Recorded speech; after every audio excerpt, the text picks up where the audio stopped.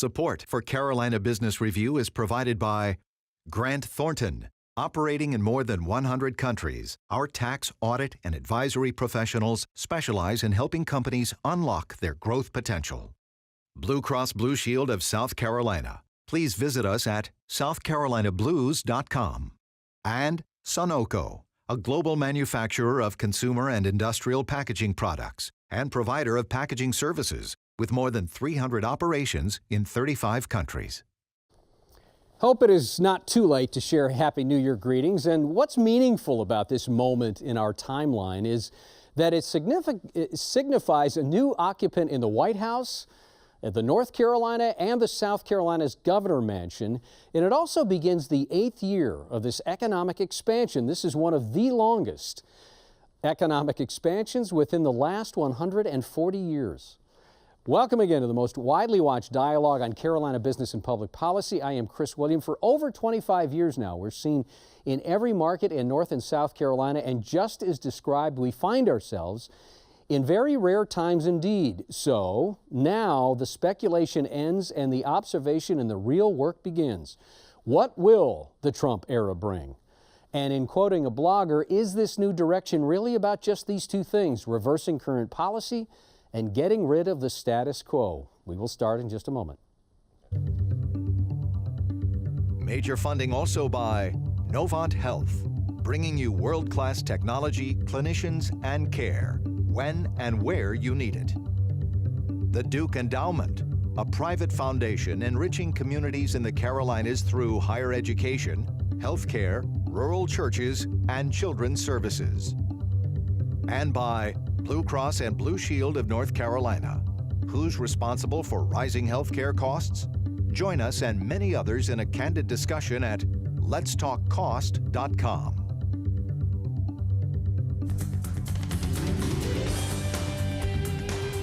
On this edition of Carolina Business Review, Fred Green from the South Carolina Bankers Association and Elizabeth Robinson from the North Carolina Retail Merchants Association.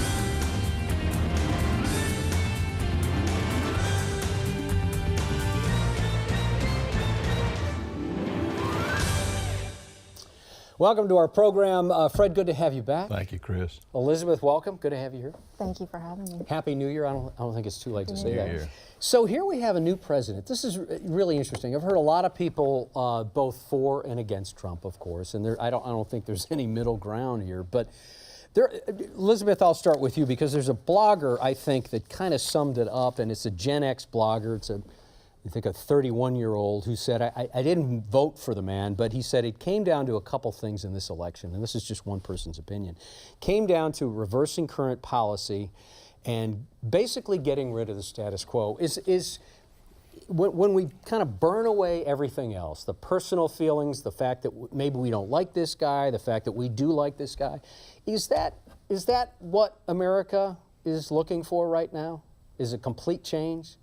Well, I think that, what the election showed is that there were a lot of folks out there maybe feeling disenfranchised in one way or another, and how do you capture that audience? And Gen X is interesting because I think we're all watching the millennial generation and how that drives the economy, how that drives the election. As the retail industry, we're the #1 private employer. 1 in 4 jobs is a retail job, and so I think very closely watching what changes come out of the Trump administration, and along with the cabinet appointments that will certainly be driving policy are those thousands of other appointees that will be very much working on the regulatory side of things, and I think are going to have a ripple effect into some of the labor issues and with the overtime rule recently and some of those things that'll take place too, and how those things may change the dynamic in the private sector and particularly retail. Fred, same question. If we burn away all the good feelings or the bad feelings, does it come down to just those two things, just getting rid of status quo? Is that what we're trying to do? I think it does. I agree with Elizabeth and the blogger. There were a number of campaign issues. The ones that I think resonated more than anything else were greater economic prosperity for all Americans, jobs, national security. And along with that, you've got to have a lot of change and you've got to have a lot of action. And I think there's confidence that that'll take place. Do you both think, and I'll ask you, because Elizabeth, you just kind of put a stake in the ground for the retail sector, which I know you're involved with. You've got broader experience in that. Fred, in the financial services sector, do you get the sense that among your constituents that there is angst around this new direction? Is there hope around this new direction? Is there indifference? How would you categorize it? Fred? I'd say there's much more hope than angst. There's a high level of optimism that within our industry we'll see some meaningful regulatory changes. We've been hamstrung by Dodd-Frank and some of the maybe unintended consequences of that bill that will, I think, allow banks to better serve their customers under this new administration. Elizabeth, what do you think? I think I would echo that from Fred as well, that I think there's probably more optimism than angst, and you know, hope that there are some things that maybe have been stuck in the pipeline that might be able to let loose. And you know, a large issue for retail is sales tax fairness, and as you look at broader tax reform and you look at online sales versus brick and mortar, is that an issue that can be resolved at the federal level? You know, states have acted about as much as they can do, and I think that's something that we're hopeful for going forward. Do let's stay with you just on the retail sector for a while. You know, it seems like coming out of the holiday season, a holiday shopping season, somebody once said, is this a retail recession we're seeing? So I want to ask you that question with the idea of, is this a retail recession, and or is this just the continuing of a changing behavior of the retail buyer?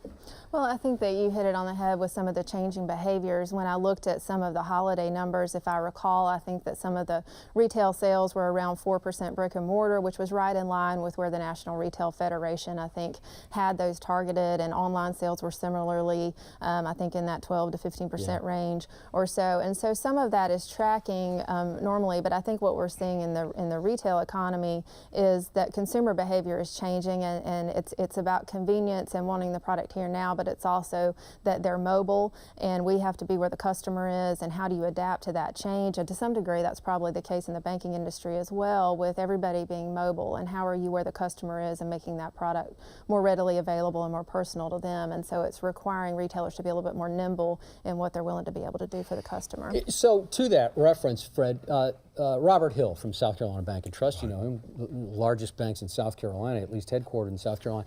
You know, he was on this program and he said, you know, we are all concerned as those that buy retail and use the retail channel, they're using what is referred to as shadow banking services now, which are largely unregulated. Does this kind of retail behavior, does it move over into the shadow banking, the Amazon.coms, the PayPal, so on and so forth? Is this a concern, or will this become something that does eventually become regulated like banking?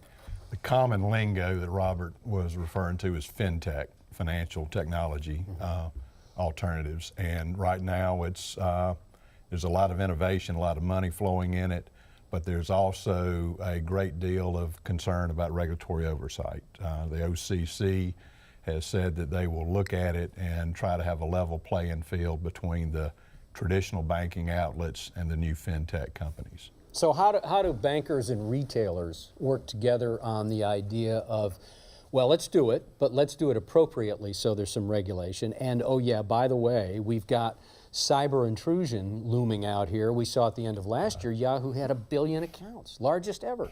So what is retail's role in that?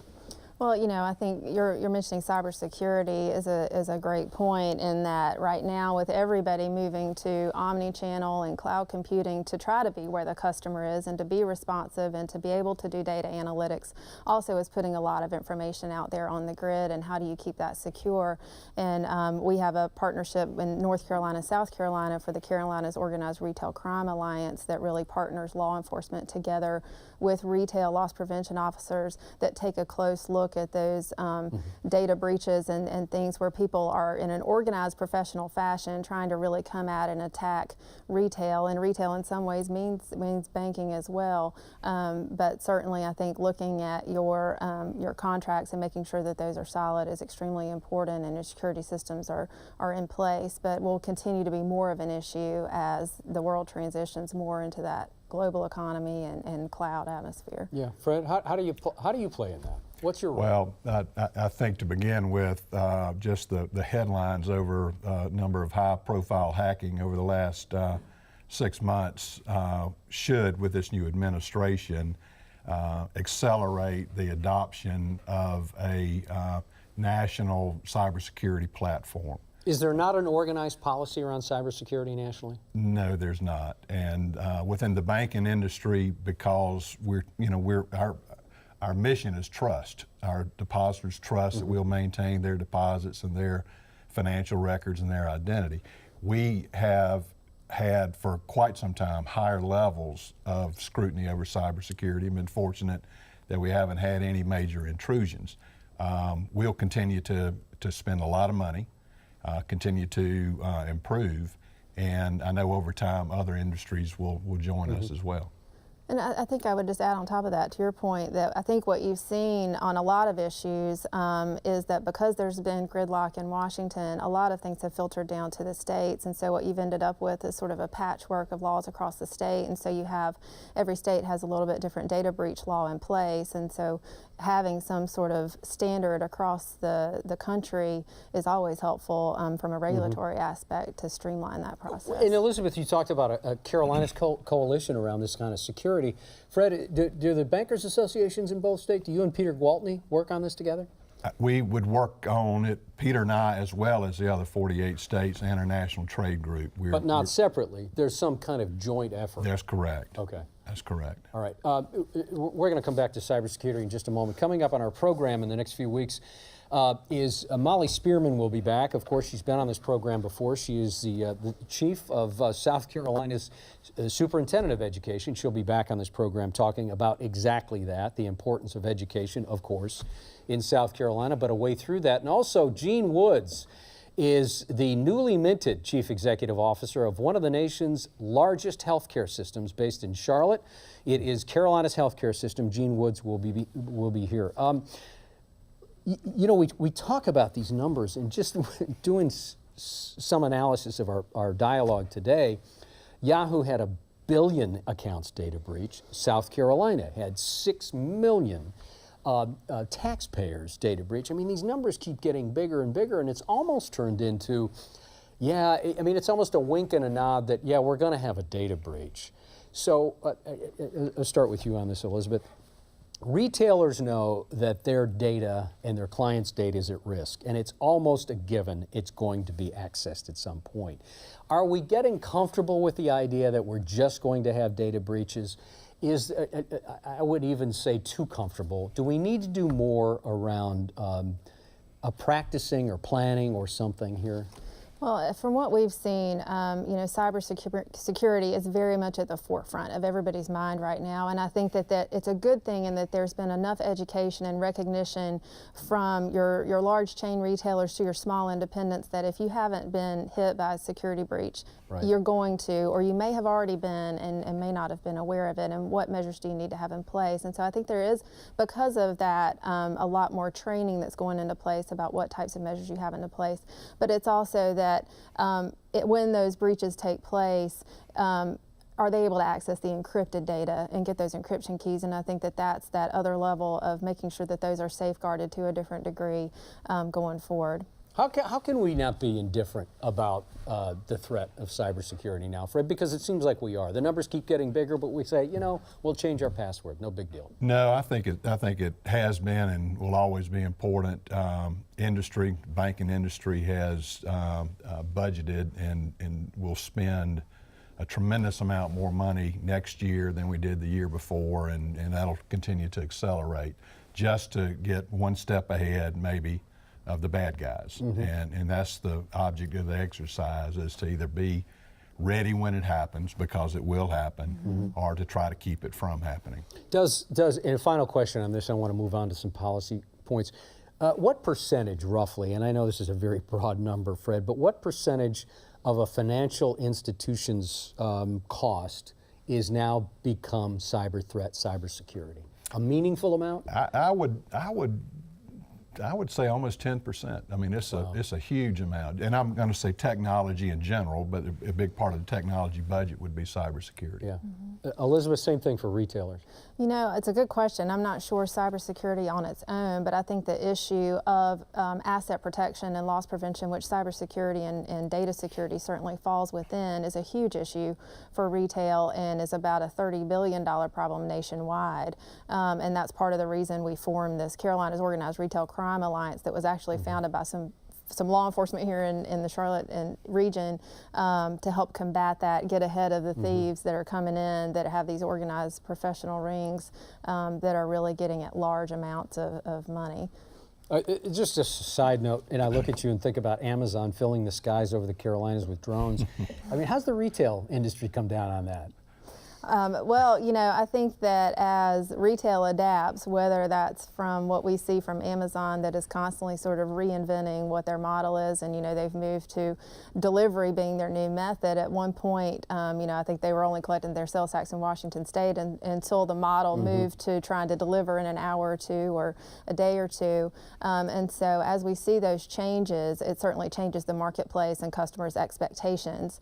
You know, drones aside, I think there is certainly a push from customers to try to get their products as quickly as possible.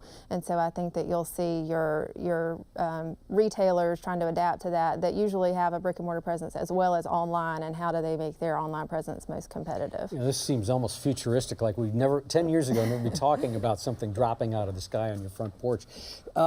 Fred, let's talk about policy. South Carolina, new governor, most likely will be McMaster if Haley gets the nod. Will be a new lieutenant governor. There is a new session going on in the State House now, and it seems like the House has come out of the gate with what they have been stymied with Governor Haley, and that is a tax increase in gas to put $600 million plus toward the roads. Is this going to happen this year? Is this good policy? And kind of in general, what's the chatter around infrastructure? I think the biggest issue facing South Carolina is infrastructure, roads and bridges. It's been acknowledged for years, but we've had very little action, primarily because of a threat of a veto on the gas tax. I think Governor McMaster will be open to that. I think he will listen to business. Business is speaking loud and clear that they'd like to see the roads fixed, and if that means a gas tax, let's tax gas. How do those like Molly Spearman and those in the education, I mean, I know they're not going to go quietly in the night if they have to give up some of their funds to go to infrastructure. So I guess the question is, and it's a hard one, I don't know if there's an answer, how do you balance the needs of roads for the needs of the kids and the families in K through 12? I think you have to do both. You can't do one or the other. Where's the money come from for that? Well, I think, again, a lot of it has to do with looking at taxes like gas taxes that we haven't implemented. Registration of vehicles coming in from out of state, like I think North Carolina has, when someone moves in from out of state. Items like that maybe appear small, but over time can be meaningful. So Elizabeth, let me ask you the question in two different ways. As a member of the retail sector, but also you've got 11 or so years of public policy experience, lobbying, the North Carolina Chamber, you've got that education. I mean, how do these things work for you? When you see the need for infrastructure around the metros in North Carolina, which, by the way, straddle the line for South Carolina, how do we balance this? Where do we find money? What is, in this session, what's the General Assembly going to prioritize? Well, I mean, I think it's certainly a hard balance, but I agree. You can't leave one out without the other. You know, education and workforce development is always of extreme importance, as well as having that infrastructure so that you can get the goods from the retail sector. You can get them whether by ports, by train, by truck, to where they need to go. You know, I think this session, we've obviously seen some out of the gate back and forth over Medicaid and Medicaid expansion, which has been a topic. I think that's going to continue to play itself out. Right now, there because of Governor Cooper coming in saying he wanted to expand Medicaid, and then a lawsuit from the General Assembly that's been held up. And so I think at this point that may be in the hands of the Trump administration to determine where that's headed. But you know, we're also playing through several iterations of tax reform in North Carolina, where we've seen our corporate income tax rate drop from basically 7 to 3%, and the personal income tax now drop as well 0.5%. And our revenues have been up. You know, we were $400 million plus surplus last year, $300 million plus surplus running ahead right now, which has allowed us to do some things like put money aside into the rainy day fund and reserve account so that when things like Hurricane Matthew or the wildfires happen, we have the money to put into, unfortunately, the infrastructure needs that come out of those disasters too. So, you know, I think the priorities for the legislative session will fall along those lines. We've seen there's an interest in continuing to look at education and raising teacher salaries again to the 55,000 threshold too. What would you both say that the new governor's job one ought to be? Fred, what do you think what do you think McMaster needs to do right? I think he needs to tell the General Assembly wants to work with him on roads, infrastructure, on education, and also the unfunded pension liability that Elizabeth mentioned earlier in North Carolina. What do you think that Cooper's got to do right? Correctly? I think similarly, you know, I think that finding places where you can build bridges with the General Assembly will be very important going forward. If there are policy initiatives, if they can have a win together, that would be great to see. You know, at the end of the day, the General Assembly holds the purse strings on the appropriation side to a lot of those initiatives that are going to be very important to the administration going forward. And so I think that finding places they can work together will be very important. Do you, and this is kind of a one-off, Fred, but in South Carolina, the powerful committee is finance, right? Do you get the sense that all the members of the finance buy into the same dialogue that a lot of the public and some of the business community are talking about? I think they're listening, and it's the devil in the details, and that's what we've got to work out. Yeah. We've got about 4 minutes left. Let me get to something that has been kind of, you know, if the states were a computer, this thing would be running in the background, and that is Medicaid expansion. Both states have said no for years. Elizabeth, I'll start with you. I know that's one of Governor Cooper's priorities because he said it coming out of the gate. How does North Carolina get to that point where the state, the Senate, the House, and the executive mansion or executive branch are all on the same page about Medicaid? And do we need to take those federal Medicaid dollars? Well, that's the million-dollar question right now. You know, I don't know that we're going to see everybody on the same page in the near future, as we've seen coming out of the gate with the new administration. And I think a lot of that is hanging in the balance too with what's going to happen with the Affordable Care Act. A lot of unknowns in the healthcare arena and some uncertainty there as to how that's going to play out and then affect the state. We just went through Medicaid reform as well, and so in hearing from some of our Health and Human Services leaders last week, it is very much on the radar of where this is all headed, but I think somewhat waiting to see what is going to transpire on the repeal and replace, and then how that comes down to the state level, and whether or not maybe there's some loosening of the flexibility that the states have on implementing their Medicaid programs. And whereas I think sometimes they've been waiting for a year to a year and a half sometimes on CMS to act for the states to implement things. Do you think the state and the General Assembly in North Carolina has some cover now to say no to Medicaid until there is clarity around Obamacare or whatever the new plan is going to be? Well, I think that that's certainly been some of the General Assembly's tactics to say that, you know, with a lot of moving parts right now, that now would not be the time to pull the trigger. You know, from the governor's perspective, you know, he's, you know, put this out of the gate, and I think was hopeful that before maybe the transition occurred with the administrations that there would be approval, but the General Assembly's been able to put a stop to that at this point. Some of the side dialogue, same thing in South Carolina, has been, well, you know, when Haley's out of office, it's going to be a lot easier to sell a Medicaid. It'll give us an opportunity to talk about it more in the State House. Fred, do you think that there is some appetite and some sympathy for that? I think there might be appetite and sympathy, but I agree with Elizabeth. It's going to be a wait and see what comes out of the replace and repeal the Affordable Health Care Act, and until that is clear, I really don't think there's a lot of energy around doing something that might again change as a result of that change. Yeah, good point. In about 30 seconds, you know, this was a lot of campaign trail talk, repeal and replace, and now we have a sitting president, and it seems like there's some real traction for that. Would you think that there is some real talk about that? I think there's real traction. I think that will be on the top of the agenda over the first 100 days. Okay, that's the last word. Thank you, Fred. Good to have you on the program again. Thank you very much. Best I've of luck. enjoyed it. Yeah.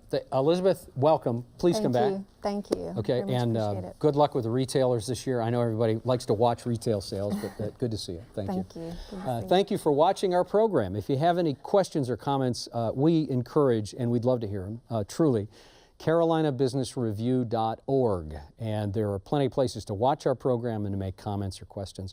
Until next week, I'm Chris William. We hope your business and your health is good. Good night. Major funding for Carolina Business Review was provided by the Duke Endowment, a private foundation enriching communities in the Carolinas through higher education, healthcare, rural churches, and children's services. Blue Cross and Blue Shield of North Carolina. Who's responsible for rising healthcare costs? Join us and many others in a candid discussion at letstalkcost.com. Grant Thornton. Operating in more than 100 countries, our tax, audit, and advisory professionals specialize in helping companies unlock their growth potential.